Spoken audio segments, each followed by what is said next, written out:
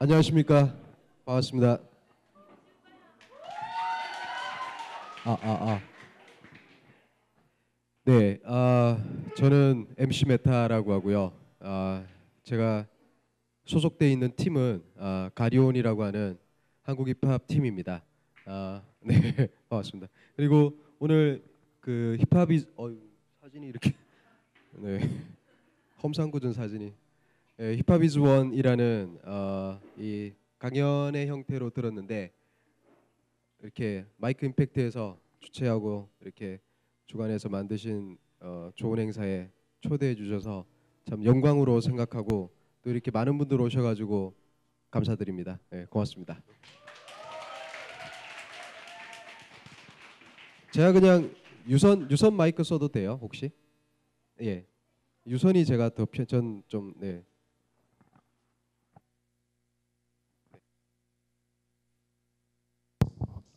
역시 예. 이게 훨씬 따뜻해요. 뭔가 이렇게 줄이 달려 있고 이렇게 편해요. 예. 오늘 제가 이렇게 종각은 잘 안 오는 데인데 종각에 와서 이렇게 여러분들하고 만났었는데 제가 그 여기 저를 이제 섭외를 해주신 분이 어떤 이 강연의 형태고 좀 타이틀이라는 걸 좀 필요로 하신다고 얘기를 하시더라고요. 그래서 제가 So Much Soul이라는 여기 쓰여 있죠. 영어로 이렇게 쓰여 있는데 저게 제가 그 예전에 프라이머리라는 잘 아시는 분 계시네요. 예, 프라이머리 곡을 쓰고 프라이머리 스쿨이라는 이름으로 활동하고 지금은 거기 아메바 컬처에서 굉장히 활발하게 활동하고 있는 그 프로듀서랑 같이 작업했던 곡의 제목이거든요. 그리고 이 곡이 사실은 나름대로 좀 제가 개인적인 의미들을 넣어놓은 곡이었는데 별로 그렇게 대중분들한테는 얘기를 많이 안 했어요. 혹시 So Much Soul이라는 제가 참여했던 곡을 들어보신 분 혹시 계신가요? 오, 꽤 계시네. 예. 근데 그게 사실은 되게 뭐냐면은 진짜 저도 영어 쓰는 건 별로 안 좋아하지만 어쨌건 So Much Soul이라는 영어 제목을 붙인 게 굉장히 뭔가 소울이 많다는 얘기잖아요, 그죠? 그런데 사실상 그 가사에서 표현되고 있는 그 So Much Soul한 래퍼는 사실 소울이 없어요. 그러니까 소울이 없는 그냥 껍데기를 제가 표현을 한 거거든요. 그래서 결국엔 그 껍데기가 진짜 자기만의 어떤 고유한 뭔가를 찾기 위해서 몸부림치는 뭐 그러한 모습을 표현을 했는데 오늘 이야기하고자 하는 부분도 사실 저의 지난 얘기들을 통해 가지고 그런 부분을 좀 말씀을 드리려고 해요. 이게 무슨 말인가 하시겠지만 간단하게 얘기하면 저도 계속 뭔가를 찾아 헤매고 있다라는 말씀을 먼저 드릴게요. 그러니까 그런 의미에서 소머치 소울이라는 제목을 제가 달았던 것 같습니다. 우선 여기 오신 분들 전반적으로 제가 보니까 연배가 네 저랑 비슷한 것 같진 않고 네, 네 조금 많이 젊으신 분들이죠. 저도 젊긴 하지만 이제 40대를 넘어가니까 네 조금씩 어떤 그런 게 보이는데 제가 예전에 처음 음악을 시작할 때가 무대에 올라간 거는 아마 좀 많은 대중분들을 만났던 무대가 98년 마스터 플랜에서의 본격적인 활동을 할 때였던 것 같아요. 그때가 이제 98년이면 혹시 90년대생들 계세요? 맞네요. 네. 98년이면 그럼 여러분들 네, 아직 뭔가 네 그럴 때군요. 근데 그때 저는 이제 막 한참 마스터 플랜에서 막 우리가 짱이다 이러면서 랩을 하던 시절이었죠. 그리고 그 전에는 제가 살던 제 인생이 전혀 다른 모습이었어요. 저는 사실 어, 고등학교를 졸업하던 시점까지만 해도 제가 도대체 뭔지도 제가 잘 못 느끼면서 살았어요. 이게 무슨 말이냐면은 어, 그러니까 뭘 하고 싶은지 그리고 뭘 하는 사람인지 그리고 뭘 해야 될지에 대해서 도무지 아무런 게 안 보였죠. 그러니까 대다수의 뭐 우리나라 청소년분들도 그러하시겠지만 뚜렷한 어떤 목표나 뭔가를 하고 싶다라는 거를 그 나이 때 찾기라는 게 참 쉽지 않잖아요, 그죠? 근데 저는 그런 걸 찾고자 하는 것조차도 왜 그래야 되는지조차 모를 만큼 되게 그런 뭐랄까요, 무의미하게, 심하게 얘기하면은 좀 무의미하게 사는 것 같았어요. 그러다 보니까 오직 제가 이렇게 듣거나 제가 어떻게든 타의에 의해서건 자의에 의해서건 움직여야 되는 것들은 그런 거밖에 없었죠. 보편적으로 남들이 다 하는 거, 학교 생활, 뭐 졸업을 해야 되고 대학을 가야 되며, 대학을 갈 거면 좋은 대학을 가고 또 좋은 전공, 좋은 직장, 그리고 결혼을 해서 가족을, 그리고 뭐 이세를, 이런 식의 어떤 그런 순탄하면서도 일반적인 그런 삶을 만들어 가야 되는 게 그냥 뭐 당연시 돼 있던 삶이었죠. 그러다가 아마 제가 고등학교 2학년 때쯤에 우연찮게 그 그러니까 제가 다니던 학교가, 제가 원래 대구 사람이거든요. 고향이 대구라서 그래서 액센트가 좀 다를 거예요. 근데 숨길 수가 없죠, 그건. 근데 제가 또 다니던 학교가 그때 당시, 지금은 안 그런데 그때 당시 교복 자율화 시절 때 그때 당시에 유일한 남녀공학이었었거든요. 그래서 남녀공학 학교였는데 2학년 때 처음으로 여학생들을 포함해서 봄 소풍을 갔어요. 갔는데 거기서 반에서 굉장히 별로 그다지 주목받지 못하던 어떤 남자애가 통기타를 치면서 막 노래를 하는 거예요.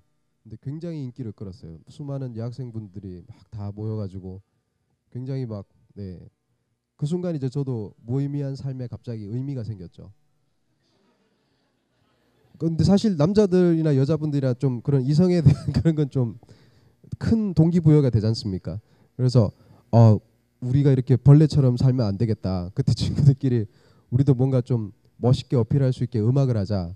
정말 별것 아니고 사실 좀 이렇게 여러분들 웃으신 것처럼, 그죠? 이렇게 웃음이 나오는 상황이었지만 그때 당시 친했던 친구들끼리는 그 모습이 굉장히 좀 충격적이었어요. 아, 음악을 하는 모습이 굉장히 특히 이성들에게 멋있게 보여질 수 있구나 해서는 막 이제 막 그때는 이제 제가 뭐 아르바이트를 할 수 있는 상황도 아니니까 용돈을 모아가지고 통기타를 샀어요. 사고 친구도 사고, 그러면서 그때부터는 이제 갑자기 이제 굉장히 큰 의미를 가지고 기타를 쳤죠. 다음번 소풍 때 내가 연주할 거다.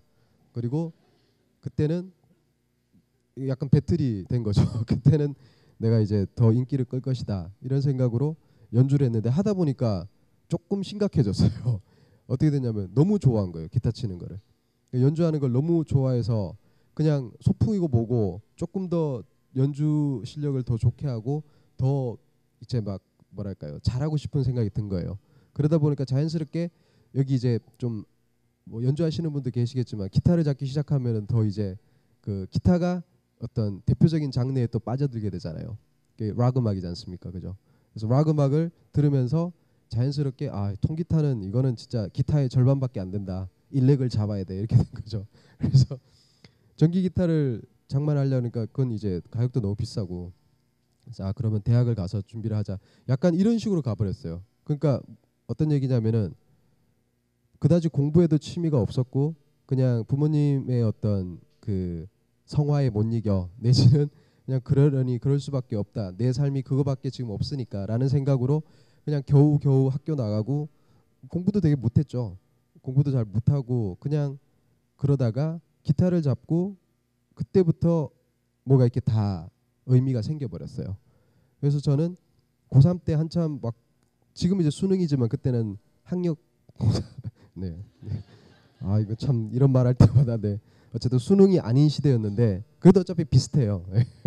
그래서 그 시험 공부를 이제 해야 되는 상황인데도 그냥 기타만 치고 있어서 오히려 이제 더 많이 집에서는 참 엄청 찬밥 내지는 이제 안 좋은 눈초리를 받았죠, 부모님께. 근데 그러다가 어찌 해서 이제 대학은 간다 해서 갔어요. 가고는 이제 기대했던 것처럼 대학 가서 알바를 뛰고 막 어찌어찌 해서 일렉 기타도 장만하고 기타 앰프도 사고 이제 됐다 이러고는 스쿨 밴드를 하고 싶어서 들어가려 그랬어요. 그랬는데 안 되죠. 실력도 안 될 뿐더러 또 그게 뭐 한다고 되는 겁니까? 오디션을 봐도 당연히 미끄러지고 그러고 있다가 제가 고3 때쯤이었나?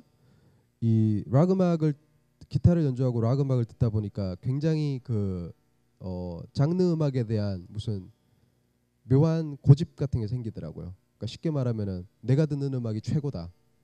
락이 정말 최고의 장르며 이 외의 음악들은 다 쓰레기다. 그때는 그렇게 생각했어요. 왜냐하면은 너무 좋으니까요. 이 음악이 주는 느낌이 강렬하고 이 음악 이상의 어떤 감흥을 다른 장르에서는 받을 수가 없죠. 그러다 보니까 더 오히려 이제 대중화된 음악들, 훨씬 대중적으로 이 균형이 잡힌 소위 말하는 대중가요에 대한 반감은 더 커졌죠. 더 커지고 이런 음악들을 뭐 사람들이 좋아하면 안 되는데 락을 듣고 정신 차려야 되는데 막 이런 생각을 든 거예요. 근데 이런 면에 대해서 동감하시는 분들 계실 거예요, 그죠? 예, 그런 생각에 엄청 빠져 있어가지고 그때 그 락 음악을 좋아하던 친구들끼리도 항상 하는 얘기들이 뭐 누가 기타를 잘 치네, 이번에 어떤 앨범이 나왔는데 그걸 꼭 들어야 되네, 뭐 거의 그렇게 보냈던 것 같아요. 그러던 와중에 그때쯤에 제가 저에 대해서 하나 더 의미 내지는 저의 특성을 하나 발견을 했어요. 그러니까 제가 굉장히 내성적이었거든요, 사실은. 원래 어릴 땐 굉장히 외향적이었는데 학교를 들어가면서 좀 내성적으로 바뀌었다가 연주를 하다 보니까 오히려 더 내성적으로 간 것 같아요. 그냥 기타만 치고 맨날 방에 앉아서 그러고 있으니까요. 그랬는데 그러한 외형적인 것과는 다르게 속으로는 되게 막 음악을 통해서 이렇게 뭔가 풀어내고 싶은 게 되게 많다라는 거를 스스로가 찾았어요. 왜냐하면 자꾸 제가 어느 순간부터는 제가 곡을 막 만들더라고요. 제가 코드를 쓰고 가사를 써서 직접 제 노래를, 그때는 이제 요즘은 뭐 좀 간편하게 녹음하지만 그때는 카세트 테이프 넣어가지고 녹음 막 했거든요. 그래서 그렇게 녹음한 거 들으면서 혼자 되게 막 잡벅이라 그러죠. 혼자 굉장히 좋아하고 이거 정말 이거 빨리 나는 음악을 해야 될 것 같은데 락 음악을, 이런 생각을 하고 있었는데 그러던 와중에 점점 제가 좋아하는 성향들이 되게 좀 뭔가 좀 강렬한 걸 좋아하더라고요. 제가 그만큼 표출하고 싶은 게 강하면 강할수록 제가 듣고 좋아하는 음악의 성향도 강한 쪽으로 갔어요. 쉽게 말씀드리면은 처음에 그냥 소위 말하는 뭐 좀 락 음악을 듣다가 갑자기 이건 약해진 거예요. 그러다 보니까 좀 하드락을 듣고, 하드락도 이건 뭐 그저 그래 이렇게 되니까 헤비메탈을 듣게 되고, 헤비메탈을 듣다가 이거보다 좀 더 강렬한 거 없어 하다 보니까 더 그 장르 안에서도 서브 장르들이 있잖아요. 무슨 뭐 스래시 메탈이니 데스 메탈이니 이런 쪽까지 막 듣는 거예요. 전혀 랩하는 사람하고는 상관없지만 옛날엔 그랬어요. 그렇게 음악을 듣다가 어느 순간 우연찮게 라디오에서 들은 것 같은데, 그때는 뭔지도 모르고 랩 음악을 처음 우연찮게 들었어요. 근데 그 음악은 제가 그때 굉장히 성토하던 뭐 그런 팝 쓰레기라고 생각을 했거든요. 그때는 제가 너무 편협적이었고 잘 모르니까 이런 팝은 나하고는 전혀 상관없고 나한테 아무런 감동을 줄 수 없는 장르다라고 생각을 했는데, 그 랩 음악을 듣는 순간 굉장히 묘한 느낌이 들었죠. 그러니까 다른 종류의 어떤 강렬한 느낌을 받았던 거죠. 그래서 근데 이제 그걸 친구들하고는 얘기를 못 하죠. 친구들한테 야 내가 어떤 음악을 듣는데 댄스인데 되게 야 좀 좋더라고 이러면 배신자 이렇게 되니까요. 배신자고 저희는 이제 크루에서 잘리게 되니까 저는. 그래서 그냥 여전히 뭐 락이 최고다 이러고 있었는데, 그리고 대학을 간 다음부터는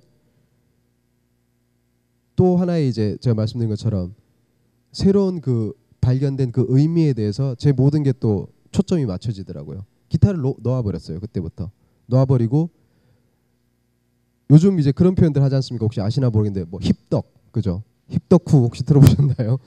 네, 힙합을 좋아하시는 덕후분들을 힙덕후라고 표현을 하시더라고요. 근데 뭐 그게 뭐 어원은 어찌 됐건 힙합에 대해서 굉장히 저도 그때 지금 표현으로 치면 힙덕이 됐죠. 미친 듯이 힙합 음악, 랩 음악을 찾기 시작했어요. 그 음악이 주는 어떤 단 한 번 들었던 음악인데 그 음악을 어떻게든 제가 찾아서 들어야겠다는 거에 모든 게 이제 초점이 맞춰졌어요.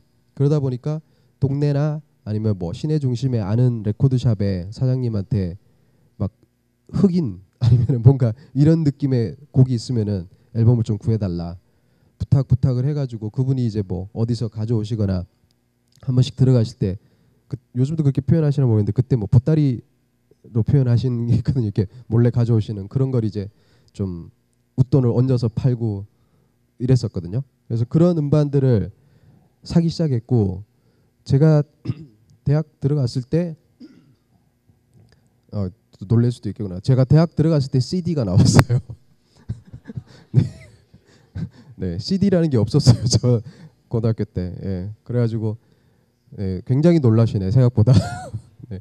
그래서 CD라는 게 나오고 처음에 좀 고가였는데 그 음질이나 이런 것들 그리고 저희 집이 또 요행이 그때 CD 플레이어가 있었어요 집에.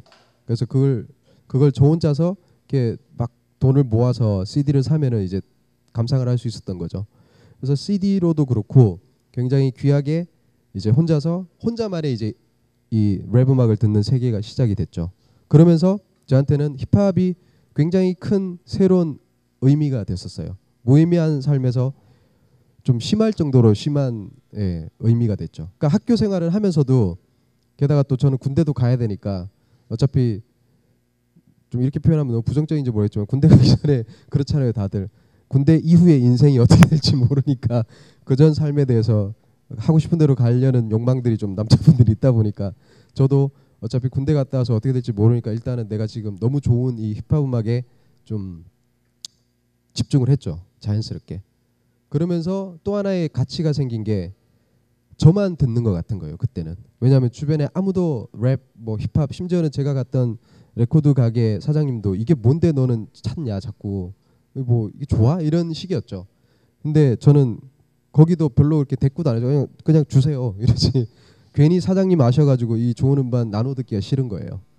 좀 웃긴 거지만 왜냐하면 지금 시대는 여러분들이 원하는 정보를 몇 번의 클릭으로 핵심까지 다 알 수 있는 시대잖아요. 근데 그때는 저는 이 모든 게 정말 신비로울 뿐이었어요.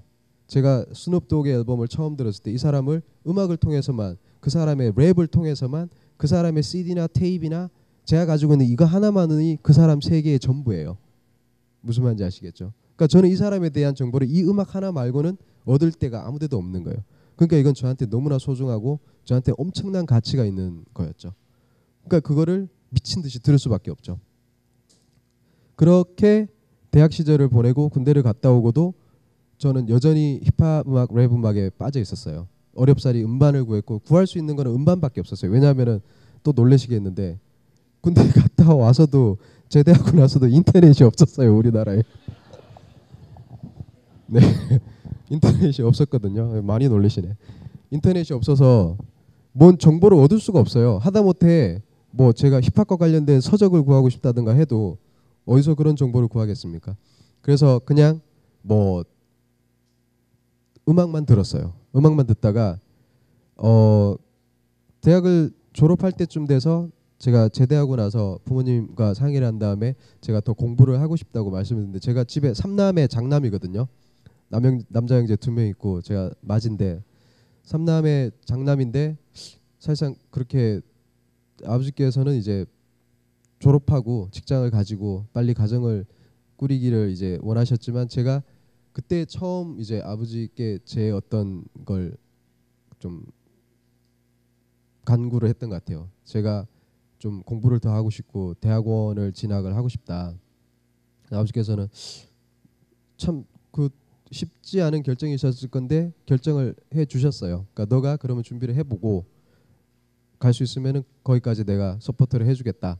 그래서 감사합니다 하고는 준비를 했어요. 준비를 해가지고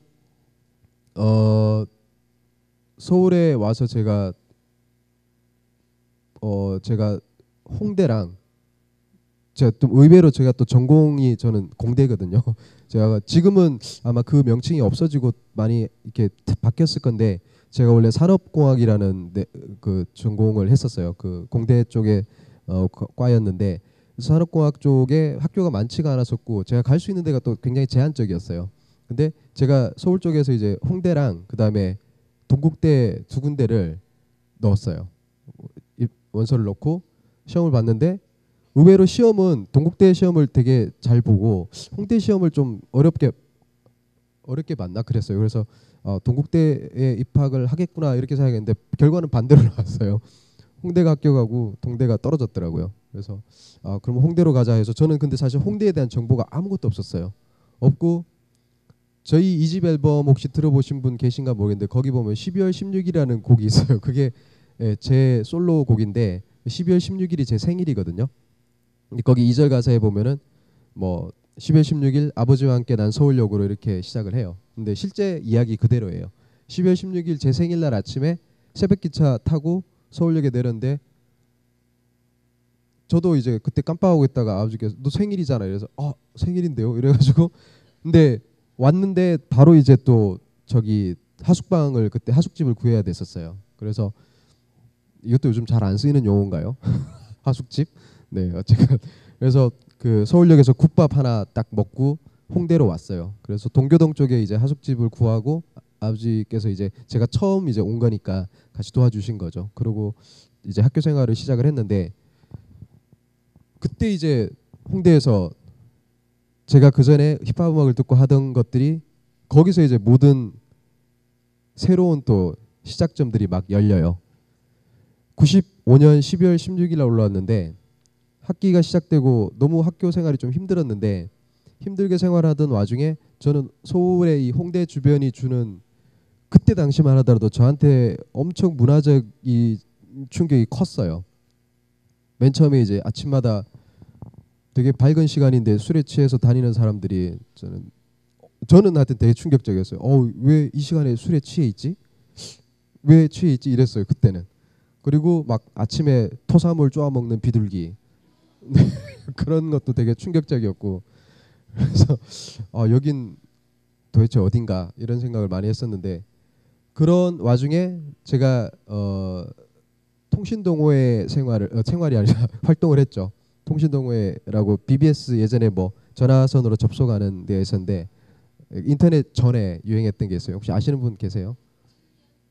예, 잘 아시네요. 천리안, 나우누리, 뭐 하이텔. 저는 이제 하이텔에서 활동했는데, 예, 하이텔 그 흑인음악 동호회가 있었어요. 그게 이제 어찌 보면 제가 실제로 음악을 하게 된 굉장히 중요한 접점이 됐는데 거기 모임을 나갔어요. 오프 모임을 보통 잘 안 하거든요. 거기 이제 그런 동호인들이 지금의 덕후들의 어떤 선배들이죠. 그렇죠. 1세대 덕후들이죠. 예, 근데 1세대 덕후분들인데 제가 몇 군데 막 가입해도 상관없어요. 여러 군데. 저도 이것저것 가입을 했다가 흑인음악 동호회가 있길래 진짜 깜짝 놀라서 이제 가입을 하고 첫 오프라인 모임이라는 데를 나갔죠. 나갔는데 역시 뭐 예상대로 남자만 나왔더라고요. 그래서 나왔는데 다들 남자분들도 되게 막 좀 험하게 생겼고 그래서 이 모임이 좀 안 좋은 것 같은데 이 생각을 했는데 딱 서로 대화를 하는 순간 딱 통하는 게 하나 있더라고요. 다들 제가 좋아하고 있었던 음악을 그렇게 숨어서들 혼자서들 좋아하던 사람들이었더라고요. 그리고 대한민국에서 자기들만 듣고 있는 줄 알고 있더라고요. 정말 그랬어요. 저도 혹시 스눕 이러면 뭐 이런 거 있잖아요. 그 사람 알아요? 뭐 이런 거죠. 그러면 저는 알지. 이 사람 보게 막 나만 듣는 줄 알았는데 이런 식이에요. 여러분들 들으면 되게 지금 막 웃음이 나오시지만 그때는 그런 식이었어요. 그러다가 그 사람이 막 예를 들어서 그럼 혹시 닥터 드레라고 알아요? 이러면 누구요? 닥터 누구요? 이러면 이제 그 사람이 누구며 이런 얘기 들으면 그게 막 장난 아닌 거죠. 막 온몸에 이제 막 전율이 오는 거죠. 덕후들의 일반적인 현상이죠. 예. 이제 전율이 왔어요. 소름이 확 돋으면서 그런 사람이 있습니까? 이렇게 되는 거죠. 그래서 그러다 보니까 자연스럽게 이제 자기 자랑질을 해요. CD나 테이프를 꺼내는 거죠. 이게 이번에 나온 닥터들의 더 크로닉이라는 앨범입니다. 이러면서 1집을 끄집어내고 그걸 보면서 이제 다들 이렇게 막 깜짝깜짝 놀라죠. 근데 그때 뭐 감히 그걸 뭐 빌려달라 이런 얘기는 못하죠. 그냥 보고 좋으시겠습니다. 이런 거죠.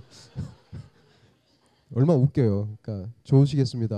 뭐 언제 한번 좀 기회 되면 한번 들어볼 수 있으면 좋겠다 그러다가 이제 그 동호회 모임 자체가 커지고 점점 사람들도 늘어나면서 자연스럽게 이 동호인들끼리의 모임이 좀 활성화가 됐어요. 그러다 보니까 어떻게 했냐면은 운영진들이 생기고 저도 자연스럽게 좀 이 모임의 중심으로 좀 가게 됐죠. 뭐 오픈 모임에도 자주 나가고 하다 보니까 자연스럽게 나갔는데 거기서 이제 이 모임에서의 어떤 그 방향을 이야기를 하다가 그러면은 이 음악들을 서로가 좀 나눠 들을 수 있게 음악 감상회를 열자 해서 음감회를 열기 시작했어요. 요즘은 뭐 이쪽 힙합 씬에서 응감해라 그러면은 뭐 새 앨범 나오기 전에 그죠?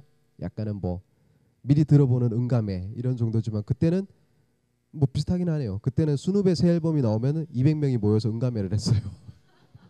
새로운 싱글을 들으려고요. 진짜로. 근데 그걸 이제 가지고 있어야 가능했죠. 근데 그걸 가진 사람이 일단은 스웩이죠. 예. 그거야말로 진짜 엄청 부러움의 대상이었고 그래서 홍대 주변 신촌 주변에 있는 몇몇 요즘도 있나 모르겠는데 요즘 잘 없겠죠. 그 영상 카페 이런 거 있거든요. 이런 프로젝터에다가 뮤직비디오 계속 틀어주고 MTV 뭐 카페 뭐 이런 식으로 해서 홍대에는 홍대 신촌 간에 백스테이지는 되게 유명했어요. 백스테이지라고 혹시 아시는 분 계시나요? 네, 죄송합니다.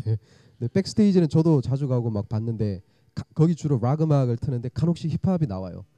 근데 어쨌건 그 그런 장소를 중심으로 해서 저희가 대관을 해요. 그러면 대관을 해서 그날 뭐 거기 대관 조건 중에 뭐 DJ를 거기 이제 뭐 매니저분이시겠죠. 음악을 트시는 분이 뭐 포함되면 대관료가 높아지지만 저희가 장비 깨끗하게 쓰겠다 하고 그냥 CDJ만 써요 이러고는 저희가 자체적으로 대관을 하게 되면은 이제 몇몇 이제 선정된 사람들이 음악을 틀고 약간씩 뭐 부연 설명도 하고 이런 식이거든요. 그럼 항상 이제 이런 식이죠. 음악을 틀 때 뭐 이 CD는 어떤 회원분의 겁니다 하면 일어나서 인사하고 사람들이 뭐 박수 쳐주고 왜냐하면 감사하니까요. 예. 그리고 이제 CD와 관련된 사연도 얘기하죠. 이번에 저희 아버지께서 출장 갔다 오시면서 수능의 What's My Name 싱글을 가져왔습니다. 이러면 감사합니다 이러고 이제 듣는 거죠. 그래서 근데 그러다 보니까 간혹씩 뭐 분실 사고나 이런 게 있어서 여러 참 안 좋은 뭐 그런 것도 간혹 있긴 했지만 대부분은 그런 응감회를 통해 가지고 엄청 좋았어요. 왜냐하면 사람들이 어찌됐건 좋아하는 취향이 같고 그다음에 그 안에서는 거의 편견이 없었어요. 왜냐하면 지금처럼 음악 자체나 모든 정보들이 범람을 해서 내가 뭘 선택을 하던 사실상 그게 큰 의미가 안 될 때와는 틀렸거든요. 내가 뭘 좋아하게 되면 정말 온전히 좋아했어요. 온전히 좋아했고 그 좋아하는 것 자체가 커지면 커졌지 작아지지는 않았던 것 같아요. 그러니까 그거에 대한 서로의 존중도 컸고 그리고 그걸 서로가 나눴어요. 그래서 그 안에서 이제 저희는 음악을 듣고 좋아하고 그런 막 어떤 걸 키워가다 보니까 자연스럽게 또 음악이라는 게 주는 여러 가지 힘 중에 하나가 음악을 듣는 거 들음으로써 오는 느낌을 또 스스로가 구현하고 싶잖아요. 쉽게 말하면은 래퍼들의 음악을 계속 듣다 보니까 나도 랩하고 싶은 거예요. 저도 똑같았죠. 그리고 그때 제 나이가 20대 중반을 넘어섰는데 혼자서는 나도 랩하고 싶고 할 수 있을 것 같은데 이미 그때 동호인들 중에서 나름대로 좀 혼자서 곡도 쓰고 그때 이제 미디 음악을 하는 친구들이 있었거든요. 그리고 나도 제대로 된 힙합 음악을 좀 하고 싶다라는 이야기를 하던 몇몇 친구들의 나이가 막 20살, 21살 이럴 때니까 저랑도 벌써 4, 5살 차이가 났거든요. 그러다 보니까 저는 이제 얘기는 못 하고 그냥 그런 친구들 하는 거를 이렇게 어깨너머로 보는 식이다가 그때 이제 저한테 새로운 또 어떤 뭐랄까요 의미를 가지게 되는 게 생기게 됐죠. 혼자서 대학원 랩에서 제가 또 그냥 막 하숙 생활 1년 하다가 집에 좀 계속 이렇게 부담주의가 싫어서 제가 혼자 그냥 교실로 들어왔어요. 학교 교실에 무작정 그냥 저희 랩에서 이불 펴고 잤어요. 그냥 그러니까 좀 그렇게 하면 안 되는데 그냥 저는 지금 생각해 보면 너무 제가 제 편의를 생각한 것 같긴 한데 그래도 될 줄 알고 랩에서 다른 이제 그 동료들이 다 앉아서 뭐 연구하고 있는데 저는 이제 옆에 이부자리 펴놓고 퇴근하면은 내일 보자 이러고 누워 자고 이랬으니까 그러다가 교수님한테 걸려서 된통 혼이 났거든요. 그러고 나서는 교수님이 좀 뭐 지방에서 올라와서 고생하는 게 좀 측은하게 보이셨던지 감사하게도 그때 저희 홍대 그 T동이라고 새로 생겼거든요. 혹시 홍대 분 계세요 여기? 홍대 다니시는 분 없죠? 예, 안쪽에 그 초등학교 쪽에 T동이 있는데 거기가 새로 생겼는데 거기 10층에 이제 아직 뭐 배정이 안 된 방이 있었어요. 그래서 그 중에 방 하나가 대학원생들 뭐 휴게실로 이제 쓰려고 하는데 휴식 공간을 쓰려고 하는데 지금 뭐 아무도 없으니까 너가 거기서 자라 이러고는 침대를 하나 사라고 10만 원을 주시더라고요. 그래서 그때 굉장히 감사했죠. 그래서 그 당산 아울렛 가가지고 거기서 10만 원짜리 철제 침대 하나 사가지고 그러고 이제 거기서 2년 반을 살았어요. 근데 2년 반 동안 살면서 되게 막 좀 거기서 또 저는 말씀드린 것처럼 동호회를 통해서 랩을 어떻게 하는지에 대한 어떤 것들을 서로가 같이 막 나누는 과정에서 스스로 살짝 이제 참여를 해요. 저도 그러면서 혼자서 그 랩에 빈방에서 저 혼자 랩을 막 해본 거예요. 흉내내기를 막 하고, 예, 되게 웃겼어요. 때로는 막 저 혼자 막 우통 벗고 막 투팍처럼 나도 해야겠다 이러고는 막 랩을 하고 있는데 혼자서 뭐 대도 안 한 랩이죠. 프리스타일 랩을 막 하고 있는데 뒤에서 이제 건물 경비 도시던 수희 아저씨가 이렇게 가만히 깜짝 놀라서 이렇게 랜턴을 비추시고 이렇게 서 계시더라고요. 저 혼자 막 등 돌리고 막 이러다가 돌아보고는 깜짝 놀라가지고 이러고는 굉장히 민망하잖아요. 또 저는 상의를 탈의했고 그러니까 이렇게 비추시더라고요. 그래서 저는 가만히 있으니까 그분이 하셨던 말씀이 아직도 기억나는 게 멋있네 이러시더라고요. 그래서 저도 이제 감사합니다 이러고는 이제 가셨는데 그때 창피하긴 했지만 그래도 너무 이제 제가 막 그런 거 혼자서라도 표현하고 싶은 게 계속 이 솟구치더라고요. 그래서 그때 별짓 다 했어요. 제가 이제 가사 쓸 줄도 모르겠고 래퍼들의 어떤 그런 느낌은 얼추 알겠는데 뱉을 수가 없잖아요. 그러니까 마치 막 뭐 어떻게 표현해야 되죠? 막 토해야 되는데 속에 뭐가 차서 토해내야 되는데 오바이트가 제대로 안 되는 것 같은 느낌? 시원하게 안 나오는 거예요. 그러니까 그 답답함이 엄청 컸죠. 그러니까 그냥 뭐든 뱉자, 뭐 내용이고 뭐고 뱉자 해서 저는 처음 랩을 한 게 그냥 터무니없는 프리스타일이었어요. 비트를 틀어놓고 뱉고 그러다 보니까 제가 뱉은 게 도대체 어떤 느낌인지 굉장히 궁금하잖아요. 그래서 녹음을 했어요. 근데 뭐 지금처럼 이렇게 컴퓨터에 이렇게 할 수 있는 그게 아니다 보니까 그 카세트 테이프 꽂아놓고 그리고 무식하게 근데 그때 이게 성공했어요. 무식하게 이어폰을 갖다가 그 마이크 단자에다 꽂아가지고 이어폰 머리 쥐고 이제 녹음을 했죠. 녹음이 돼요. 예, 웃기게도 녹음이 돼요. 저도 깜짝 놀랐죠. 근데 굉장히 소리가 이상하게 예, 안 좋은데 그러면 그렇게 들어간 소리를 막 들어보고 하는 식으로 이제 가사를 막 제가 뭔 얘기를 했는지를 한번 써봤던 거죠. 그러다 보니까 뭐 말도 안 되는 내용들이죠. 근데 그걸 하면서 저는 약간씩 이제 의미들이 생겼어요. 그리고 그때쯤에 제가 막 제 얘기를 계속 했는데 그때쯤에 제가 저를 돌아볼 때 상당히 모습이 틀려져 있더라고요. 그러니까 어느 순간 느낀 것 같아요. 그냥 고등학교 시절 때 아무 의미 없이 정말 저는 그때 아메바라고 생각해요. 예, 거의 제가 너무 비하시킨 건지 모르겠지만 단세포 생물이었던 것 같아요. 그냥 먹고 배설하고 그냥 이렇게 물 흘러가는 대로 흘러가는 그러다가 대학에 와서 뭔가 좀 의미를 찾고 음악을 듣고 음악이 좋다라는 거 그리고 거기에 단세포다 보니까 뭐 무서울 정도로 집중을 했던 것 같아요. 그러다가 대학원 생활을 시작하던 때부터 해서 이제 음악 자체를 직접 한다는 거 거기에 이제 모든 또 초점이 꽂히면서 조금씩 제가 진화하는 것 같더라고요. 인간에 가깝게 네. 조금 더 사람다워지는 느낌. 네. 이건 좀 그냥 농담 반 진담 반인데 그래서 97년 96년쯤에는 무대라는 데로 올라가요. 제가 기억나는 첫 무대는 그 동호회 회원분 중에 한 분이 어머님께서 그 치킨 치맥이라 그러죠. 치킨 호프 집을 운영을 하셨는데 거기서 이제 데뷔를 했죠. 어떻게 했냐면은 진짜 여러분들이 흔하게 볼 수 있는 동네의 조그만 그런 호프집이에요. 뭐 둘둘 뭐지?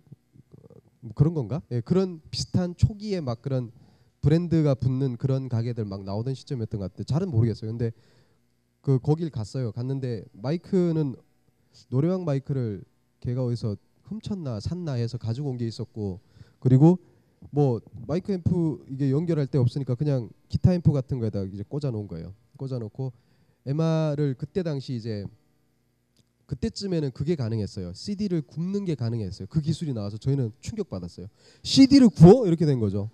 왜냐하면 CD는 사서 듣는 거였지 우리 음악을 거기에 새겨 넣는다는 걸 생각지도 못했는데 그게 가능한 시대가 90년대 중후반 때부터 나왔어요. 그래서 근데 웃긴 게 저희 첫 그 동호회 앨범을 CD로 기록으로 남기기 위해서 구울 때 그때 한 10장 구웠나 그런데 반나절 구웠어요. 그것도 여기 종로인가 어딘가에 컴퓨터 가게 많은 데서 엄청 비싸게 돈 주고 막 그 하여튼 그랬어요. 그 정도로 좀 속도나 이런 면에서도 그랬는데 그때 어렵사리 MR 몇 개를 이제 미디 음악으로 만든 거를 구워서 그 가게에 이제 어머니께서 그냥 쉽게 말해서 그 가게 손님들 위해서 틀어놓는 건 조그만 미니 컴포넌트에다 넣고, 그러니까 진짜 뭐 손바닥만한 스피커 벽에 붙여놓은 거 있잖아요. 그거에다가 이제 틀어놓고 저희는 한 켠에다가 앰프 갖다 놓고 마이크 꽂고는 비트를 탔죠. 막 이러면서 비트를 이렇게 탔죠. 그리고 그때 시간이 한 밤 10시쯤 된 것 같은데 제 기억으로 막 한 두세 커플 계셨던 것 같아요. 다 나이가 한 50대, 40대, 50대 되신 그런 뭐 부부 커플? 모르겠어요. 그렇게 이제 맥주 드시고 계셨고 소리도 되게 작죠. 근데 지금도 기억나요. 너무 심장이 뛰어가지고 그때. 왜냐하면 처음으로 제가 막 쓴 가사를 이제 연습을 한 다음에 올라간 거니까. 근데 그렇게 이제 올라가서, 왜냐하면 그 전에 사실은 뭐 제가 뭐 그 부분을 건너뛰었는데 그 동호회 내부적으로는 저희끼리 막 그런 음악 감상회 때 저희가 쓴 가사를 가지고 막 했단 말이에요. 근데 그런 게 실제로 이제 모르는 사람들 앞에서는 처음이었잖아요. 근데 그게 저한테는 엄청 큰 쾌감을 줬었어요. 누군가 모르는 사람들이 그때 저희한테 눈길 하나 안 줬거든요. 근데 저는 뭘 했다는 거. 그리고 그 다음에 저희가 마스터 플랜이라는 클럽 공간을 통해서 저희 음악들을 만들어내기 시작하고 그게 이제 대중들하고 만나게 되고 만나면서 그게 음악으로 만들어서 음반으로 나올 수 있는 기회가 생기고 그 음반으로 나온 게 또 더 많은 사람들한테 알려지고 하는 것들이 그 다음부터는 다 좀 저한테는 좀 뭐랄까요, 좀 꿈같이 이렇게 진행이 된 것 같아요, 진짜. 그러면서 네, 40이 넘었어요. 근데 제가 오늘 뭐 너무 중구난방 얘기해서 지금 끝내라고 이제 얘기를 하셨는데 제가 오늘 So Much Soul이라는 타이틀에 왜 이 얘기를 했으냐면은 제가 어느 순간에 편견에 굉장히 사로잡혀 있던 삶을 살았어요. 그게 음악이건 아니면 뭐 삶의 태도건 그건 꽤 오랫동안 저를 붙잡았고 그 이유라고 표현해야 될까요? 그거 중에 하나는 뭐냐면은 제가 가지고 있는 어떤 정당성이라고 생각했어요. 근데 정당성이란 말이 참 애매한 표현인데 음악에 대한 게 그런 게 사실 없잖아요. 근데 그때는 그런 거에 너무 사로잡혀 있었어요. 그러니까 힙합이, 락이 아니면 뭐 힙합 안에서도 얼마만큼 페이크냐, 얼마만큼 리얼이냐, 내지는 그 리얼인 이유는 소울이 있다 이거죠. 그리고 그 소울이라는 게 정말 참 막연한 단어였잖아요. 사실 그렇잖아요. 뭐 음악에 있어서 어떤 장르가 가지고 있는 소울이나 이런 것들이 피상적으로 느껴지는 건 있는 것 같아요. 근데 하면 할수록 그리고 파면 팔수록 그게 정말 실체가 뭔지에 대해서는 더 고민되고 더 어려워지더라고요. 그러던 시점에 프라이머리 스쿨의 So Much Soul이라는 곡을 작업할 때 제가 저를 그렸어요. 항상 넘버원, 편협한, 그리고 뭔가에 있어서 내가 가진 정당성이 모든 걸 다 이긴다라는 거에 사로잡혀 있던 EMC야말로 가장 페이크였다는 거를 그때 느꼈던 거죠. 그래서 제 가사 소절에서도 보면은 뭐 그 래퍼에 대한 허상을 계속 그려내요. 혹시 기회 되시면 인터넷 뒤져보시면 나와요. 가사랑 보시면 아 저런 얘기 하려고 했던 거구나 이럴 수도 있고 뭔 소리지 그래도 모르겠다 이러실 수 있겠는데 그래서 그 가사를 쓰던 시점 이후부터 저의 굉장히 제가 표현을 잘 안 했지만 제 안에 있던 편협한 어떤 것들이 많이 잘려 나갔어요. 그리고 뭐랄까요, 조금 더 편한 게 저에 대한 음악 그리고 팀에 대한 음악 그리고 제가 느끼고 있는 힙합 음악에 대한 어떤 뭐랄까요, 그런 여행들을 더 편하게 하게 된 것 같아요.